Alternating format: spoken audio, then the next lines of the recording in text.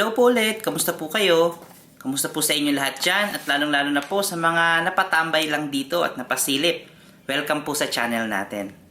Ngayon po ang ituturo ko po sa inyo ay ang kantang Halik ng Kamikasi. I hope po na magustuhan nyo at matutunan nyo pong tugtugin ang kantang ito. Kung magustuhan nyo po ang video natin, wag nyo pong kakalimutan na mag-like at mag-subscribe.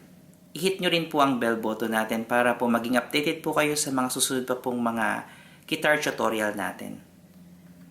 At muli po, merong comment section para po sa mga request, suggestion at sa mga question nyo.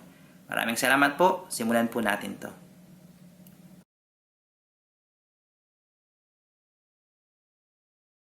Ang tuning po natin dito ay standard tuning. E, A, D, G, B, E.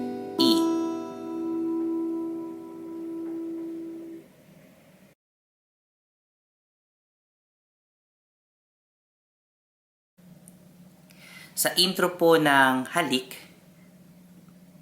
ang mostly gagamitin po natin dito, actually sa buong kanta, naka-power chords po tayo. Kung hindi po kayo familiar sa power chords, ituturo ko po sa inyo yung form ng mga chords na gagamitin natin. Sa kantang ito, meron po tayong riff na ginagawa paulit-ulit. Okay? Signature po yun ng kanta. Ituturo ko po sa inyo yun ngayon. So, ang riff po ng kanta ay para po siyang ganito. Okay, so isang strum lang po natin sa unang note niya, which is ang note niya ay nasa C sharp. So, C sharp 5 po yan, papunta sa D sharp 5, papunta po sa B5. So, para po siyang ganito. Okay. So, uulit-ulitin lang po natin yung riff na yan sa mga part na meron pong riff na ganito. So, ulitin ko po ulit, mas mabagal.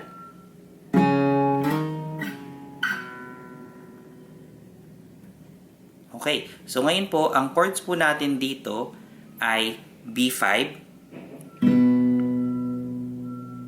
Tapos po magkakaroon po tayo ng riff.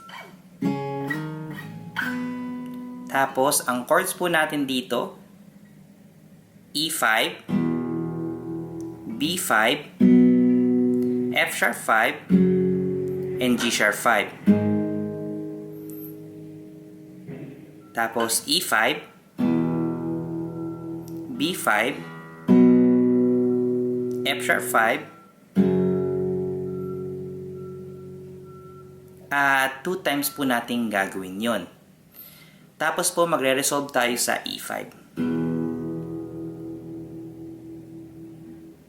Okay, para po maituro ko sa inyo yung power chords ng mga chords na ito, yung ginagawa lang po natin, kinukuha lang po natin yung root nung bawat note. So sa B5, lalagay nyo lang po yung index nyo dito sa 2nd fret, 5th string. Tapos, ito pong dalawang daliri natin sa ring at saka sa pinky natin, sinusundan po yan palagi ng whole step. Papunta po dito sa 4th fret. Lalagay po natin to sa 4th string at yung pinky naman lalagay po natin sa 3rd string. So, ganito po ang itsura ng form or ganito po ang form ng mga power chords na gagamitin natin.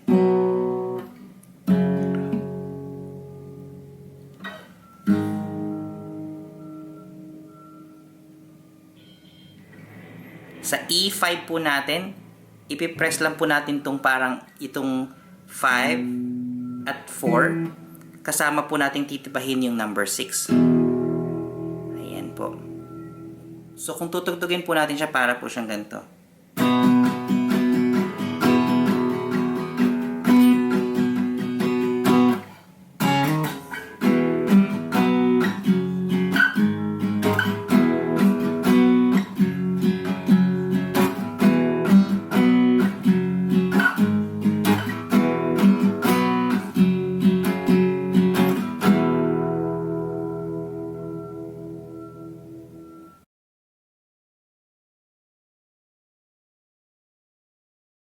Sa verse po natin, ang chords po natin ito ay E5.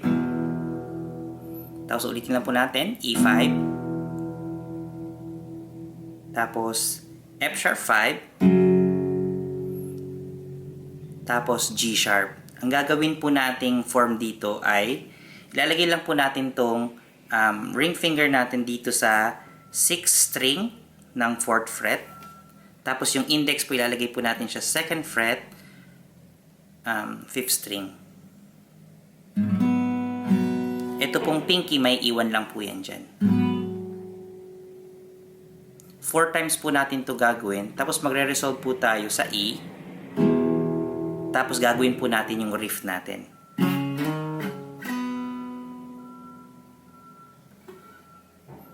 Kung gagawin po natin to, para po siyang ganito. Kumupas na lamig sa iyong mga mata, magtataka kung bakit yakap mo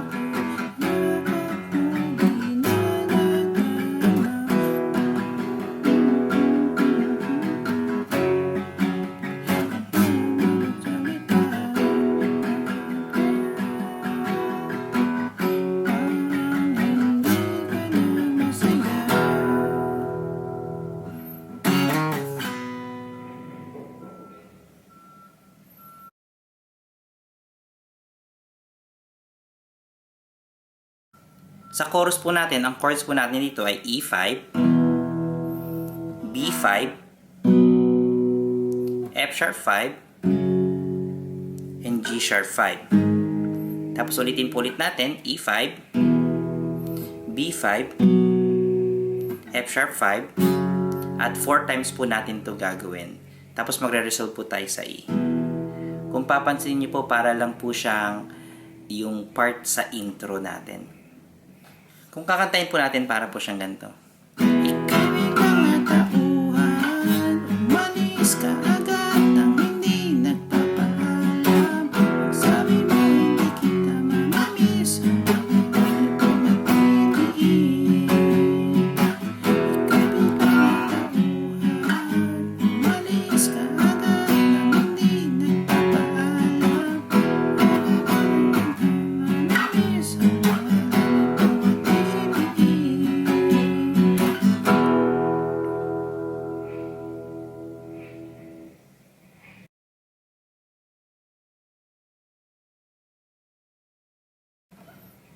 sa instrumental po natin, ang chords po natin dito ay G sharp 5, B5, tapos E5. So ulitin po ulit natin yung E5. 2 times po natin itong gagawin. Tapos po, magre-resolve po ulit tayo sa riff. So para po siyang ganito.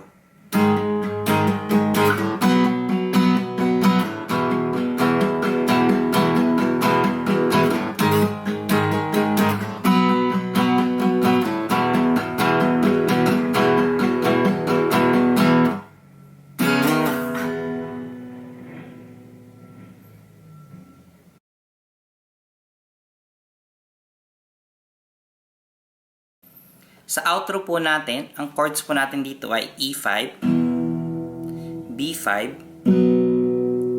at F sharp 5. 2 times po natin ito gagawin. So kung tutugtugin po natin siya, para po siyang ganito.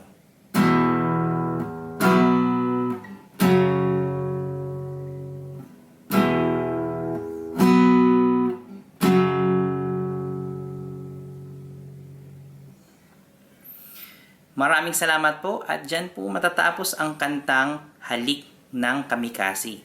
Maraming salamat po sa panonood nyo at sa pagbisita po sa channel natin. Kung nagustuhan nyo po ang tutorial na to, wag nyo pong kakalimutan na mag-like, mag-subscribe, at syempre, i-hit nyo po ang bell button natin para lagi po kayong updated sa mga darating pa pong video or guitar tutorial po natin. Ulit po, medyo pang-intermediate po yung bagsakan, kaskasan at transition po ng kantang ito. Para po sa mga beginner natin, Alamin nyo lang po yung form ng kanta, lalo na yung mga chords, at pakinggan nyo po ng pakinggan yung kantang Halik ng Kamikasi para po familiarize po kayo dun sa transition ng bawat chords. Naniniwala po ako na kung patuloy po kayo magpa-practice, wala pong imposible na matugtog nyo po ang mga kanta na gusto nyo makanta. Ulit po, maraming salamat at hanggang dito na lang po tayo. Magkita-kits po tayo next time. Salamat po.